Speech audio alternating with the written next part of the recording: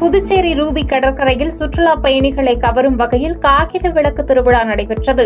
இந்த நிகழ்வில் பல்வேறு மாநிலங்கள் மற்றும் வெளிநாடுகளைச் சேர்ந்த சுற்றுலா பயணிகள் கலந்து கொண்டு காகித விளக்குகளை வானில் பறக்கவிட்டு மகிழ்ச்சியடைந்தனர்.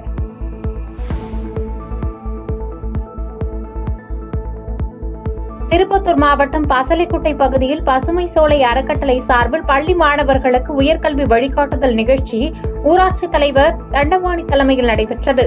இந்த நிகழ்ச்சியில் பசுமை சோலை அறக்கட்டளை நிர்வாகிகள், பள்ளி மாணவர்கள், பெற்றோர்கள், பொதுமக்கள் உட்பட பலர் பங்கேற்றனர். கோவை மாவட்டம் அரசூர் அருகே தனியார் கல்வி நிறுவன விருது வழங்கும் விழாவில் பேசிய ஏஐயின் தலைமை செயல் அதிகாரி அனுவாதினி, பிரதமர் நரேந்திர மோடி வாட்ஸ்அப் போன்ற இந்திய தொழில்நுட்பத்தை உருவாக்க தொடர்ந்து பாடுபட்டு வருவதாக தெரிவித்துள்ளார். மேலும் நமது தகவல்கள் அமெரிக்காவில் சேமிக்கப்படுவதற்கு பதிலாக நமக்கென ஒரு செயலியை உருவாக்க வேண்டும் என்ற முயற்சி வெற்றி பெற்றுள்ளதாகவும் தெரிவித்துள்ளார்.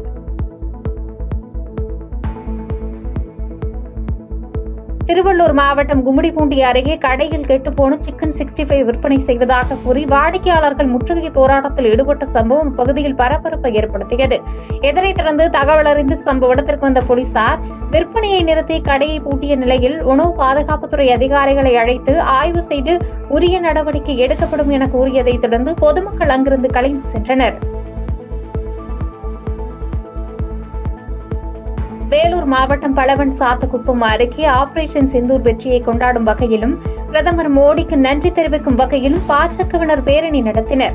இந்த பேரணியில் வேலூர் தெற்கு மண்டல பொருளாளர் பழனி, துணைத் தலைவர் ராமலிங்கம் மற்றும் செயலாளர் சக்திவேல் உள்ளிட்ட ஏராளமான பாஜகவினர் கலந்து கொண்டனர். திருவண்ணாமலை மாவட்டம் ஆரணியில் ஆபரேஷன் சிந்தூர் வெற்றியை முன்னிட்டு பாஜக சார்பில் மூவர்ண கொடி பேரணி நடைபெற்றது.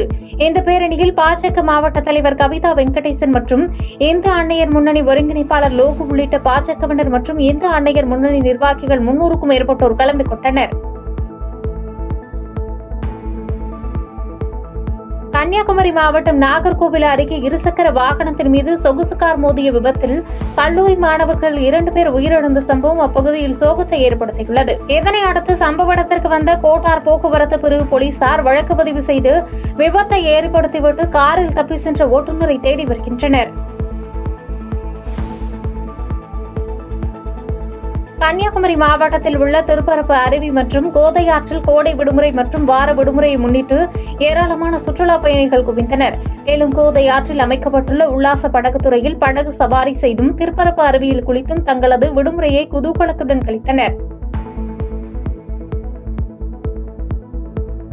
கள்ளக்குறிச்சி மாவட்டம் சங்கராபுரம் அருகே தானிய உலர்களம் அமைத்து தர கோரி தமிழக அரசுக்கு விவசாயிகள் கோரிக்கை வைத்துள்ளனர். மேலும் தானிய உலர்களம் இல்லாத நிலையில் தானியங்களை சாலையில் காய வைப்பதால் விபத்துகள் மற்றும் உயிர் சேதம் ஏற்படுவதாக பொதுமக்கள் அச்சமடைந்துள்ள நிலையில் விவசாயிகள் அரசுக்கு இந்த கோரிக்கையை வைத்துள்ளனர்.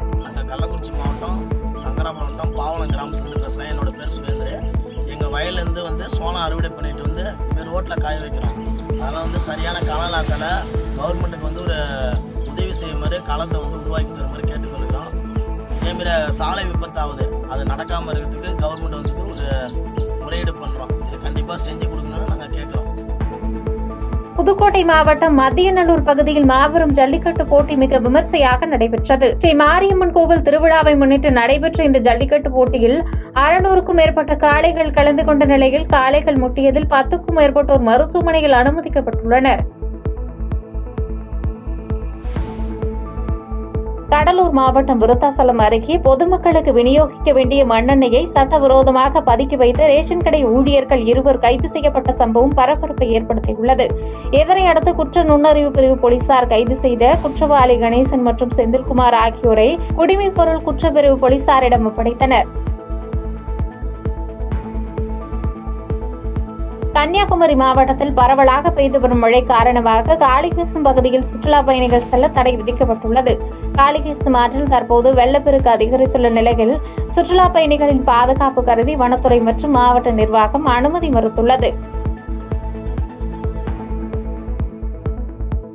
மதுரை மாவட்டம் திருப்பரங்குன்றத்தில் பாஜகவினர் சார்பில் ஆபரேஷன் சிந்தூர் வெற்றியை முன்னிட்டு மூவர்ண கொடி பேரணி நடைபெற்றது. இந்த பேரணியில் பாஜக சிறுபான்மை அணி தேசிய செயலாளர் வேலூர் இப்ராஹிம் கலந்து கொண்ட நிலையில் பள்ளிவாசல் வழியாக பேரணி செல்ல காவல்துறையினர் மறுப்பு தெரிவித்தது பரபரப்பை ஏற்படுத்தியது. செய்திகளை உடனுக்குடன் தெரிந்து கொள்ள கீழ்க்கண்ட கேபிள் மற்றும் டிடிஎச் நெட்வொர்க்குகளில் எம் நாடு செய்தி தொலைக்காட்சியை காணுங்கள். பாதகம் செய்பவரை கண்டால் நாம் பயம் கொள்ளலாகாது பாப்பா. மோதி மிதித்துவிடு பாப்பா, அவர் முகத்தில் உமிழ்ந்துவிடு பாப்பா. அண்மை செய்திகளை உடனுக்குடன் தெரிந்து கொள்ள இணைந்திருங்கள் எம் நாடு தொலைக்காட்சியுடன்.